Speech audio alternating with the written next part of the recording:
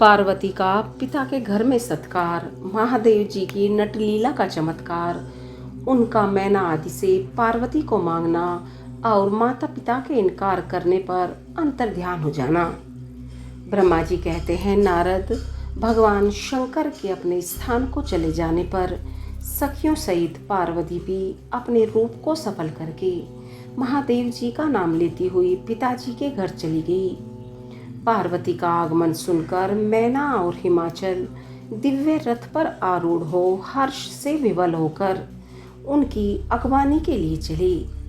पुरोहित, पुरवासी, अनेकानेक सखियां तथा अन्य सब संबंधी भी आ पहुंचे। पार्वती के सारे भाई मैनाक आदि बड़े हर्ष के साथ जय जयकार करते हुए उन्हें घर ले आने के लिए गए। इसी बीच में पार्वती अपने नगर के निकट आ गई।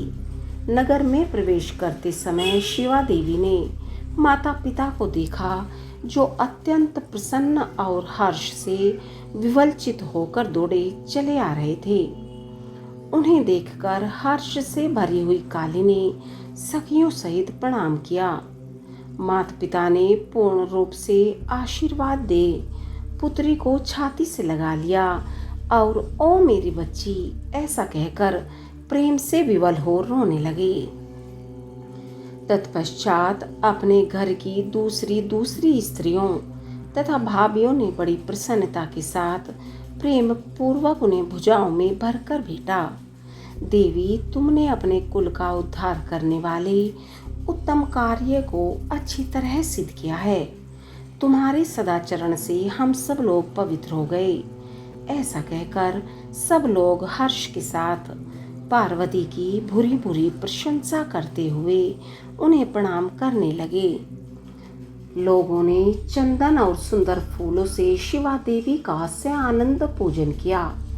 उस अवसर पर विमान पर बैठे हुए देवताओं ने पार्वती को नमस्कार करके उन पर फूलों की वर्षा करते हुए स्तुति की। नारद, उस समय तुम्हें भी एक सुंदर रथ पर बिठाकर ब्राह्मण आदि सब लोग नगर में ले गए।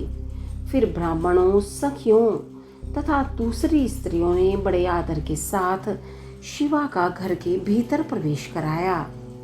स्त्रियों ने उनके ऊपर बहुत सी वस्तुएं न्यौछावर की। ब्राह्मणों ने आशीर्वाद दिए। मुनीश्वर, पिता हिमवान और माता मेनका को बड़ी प्रसन्नता हुई। उन्होंने अपने गृहस्थ आश्रम को सफल माना और यह अनुभव किया कि कुपुत्र की अपेक्षा सुपुत्री ही श्रेष्ठ है। गिरिराज ने ब्राह्मणों और वंदीजनों को धन दिया और ब्राह्मणों से मंगल पाठ कराया। मुने, इस प्रकार पार्वती के साथ हर्ष भरे माता पिता, भाई तथा भौजाइयां भी घर के आंगन में प्रसन्नता पूर्वक बैठी। तदंतर हिमवान प्रसन्नचित से सबका आदर सत्कार करके गंगा स्नान के लिए गए। इसी बीच में सुंदर लीला करने वाले भक्त वत्सल भगवान शंभु एक अच्छा नाचने वाला नट बनकर मेनका के पास गए। उन्होंने बाएं हाथ में सींग और दाहिने हाथ में डमरू ले रखा था। पीठ पर कथरी रख छोड़ी थी।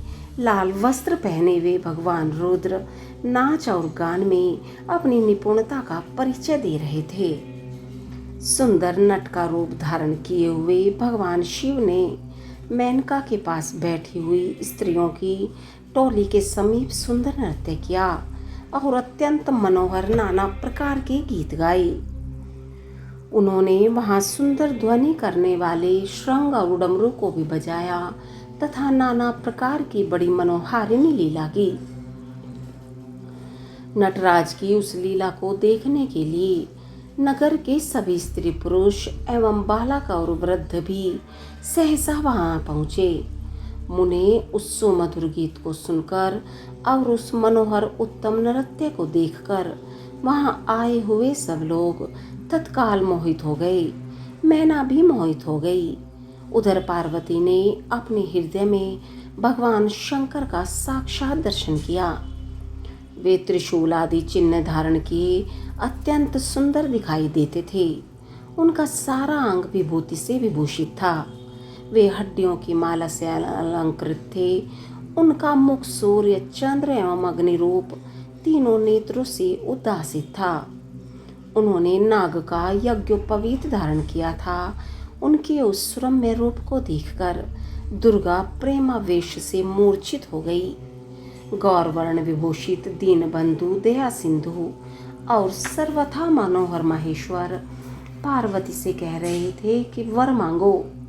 अपने हृदय में विराजमान महादेव जी को इस रूप में देखकर पार्वती देवी ने उन्हें प्रणाम किया और मन ही मन यह वर मांगा कि आप मेरे पति हो जाइए।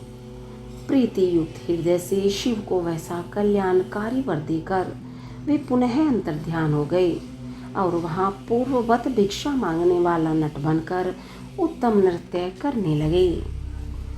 उस समय मैना सोने की थाली में रखे हुए बहुत से सुंदर रत्न ले उन्हें प्रसन्नता पूर्वक देने लगी। उनका वह ऐश्वर्य देखकर भगवान शंकर मन ही मन बड़े प्रसन्न हुए, परंतु उन्होंने उन रत्नों को स्वीकार नहीं किया। वे भिक्षा में उनकी पुत्री शिवा को ही मांगने लगे और पुनः कौतुकवश सुंदर नृत्य एवं गान करने को उद्यत हुए। मैना भिक्षुक नट की बात सुनकर अत्यंत कुपित हो उठी और उसे डांटने फटकारने लगी। उनके मन में उसे बाहर निकाल देने की इच्छा हुई। इसी बीच में गिरिराज हिमवान गंगा जी से नहाकर लौट आए। उन्होंने अपने सामने उस निराकार भिक्षुक को आंगन में खड़ा देखा। मैना के मुख से सारी बातें सुनकर उनको भी बड़ा क्रोध हुआ। उन्होंने अपने सेवकों को आज्ञा दी कि इस नट को बाहर निकाल दो। मुनिश्रेष्ठ, वे नटराज विशाल काय अग्नि की भांति अपने उत्तम तेज से प्रज्वलित हो रहे थे। उन्हें छूना भी कठिन था, इसलिए कोई भी उन्हें बाहर न निकाल सका।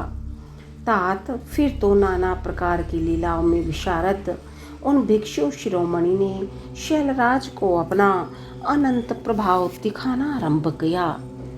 हिमवान ने देखा भिक्षु ने वहां तत्काल ही भगवान विष्णु का रूप धारण कर लिया। उनके मस्तक पर किरीट, कानों में कुंडल और शरीर पर पीत वस्त्र शोभा पाते हैं। उनके 4 भुजाएं हैं।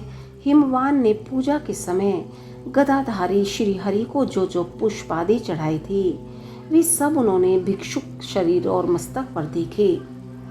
तत्पश्चात गिरिराज ने उन भिक्षु शिरोमणि को जगत सृष्टा चतुर्मुख ब्रह्मा के रूप में देखा। उनके शरीर का वर्णन लाल था और वे वैदिक सूक्त का पाठ कर रहे थे। तदंतर शैलराज ने उन कौतुककारी नटराज को एक क्षण में जगत के नेत्र रूप सूर्य के आकार में देखा। तात इसके बाद वे महान अद्भुत रुद्र के रूप में दिखाई दिए। उनके साथ देवी पार्वती भी थी।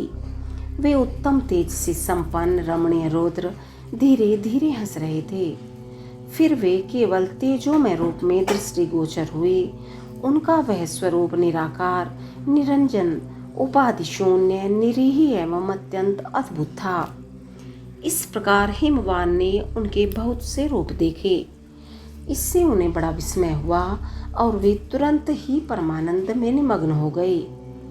तदंतर सुंदर लीला करने वाली उन भिक्षु शिरोमणि ने हिमवान और मैना से दुर्गा को ही भिक्षा के रूप में मांगा।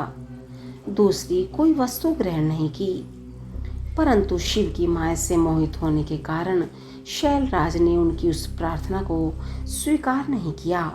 फिर भिक्षु ने कोई वस्तु नहीं ली और वे वहां से अंतर्धान हो गए। तब मैना और शैलराज को उत्तम ज्ञान हुआ और वे सोचने लगे, भगवान शिव हमें अपनी माया से छलकर अपने स्थान को चले गए।